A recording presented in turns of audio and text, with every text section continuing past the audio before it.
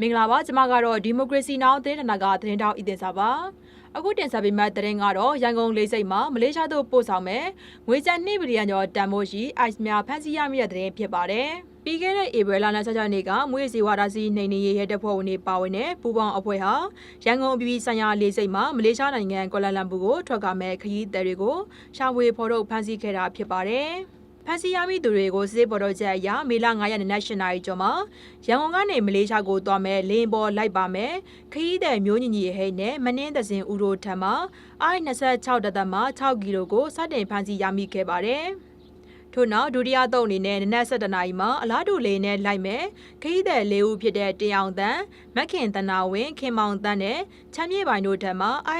565ကီလိုကိုထပ်မံဖမ်းဆီးရမိခဲ့ပါတယ်ဒါအပြင်နနက်7နာရီကျော်မှာမင်္ဂလာတောင်ညို့မြို့နယ်ရှိနိုင်ငံတကာကုန်စည်ပို့ဆောင်ရေးကုမ္ပဏီရုံးခန်းကိုဝင်ရောက်ရှာဖွေရမှာတော့မတ်တန်အေကရီနဲ့မတ်ကျစင်လင်းလဲတို့2ဦးထံမှ9.5ကီလိုကိုဆက်လက်ဖမ်းဆီးရမိခဲ့ပါတယ်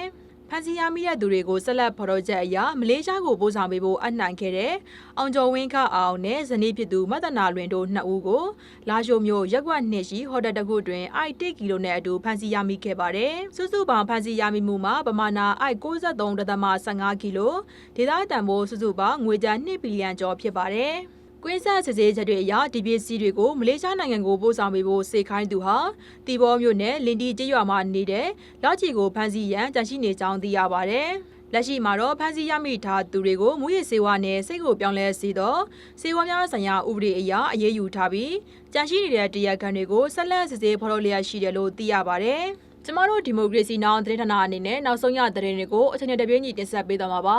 ဒီမိုကရေစီနောင်သတင်းဌာနရဲ့သတင်းတွေကို TikTok, Telegram နဲ့ YouTube တို့မှာကြည့်ရှုအားပေးနိုင်ပါတယ်အားလုံးပဲစိတ်ချမ်းသာခြင်းကိုယ်ရည်ကျမခြင်းနဲ့ပြည့်စုံကြပါစေရှင်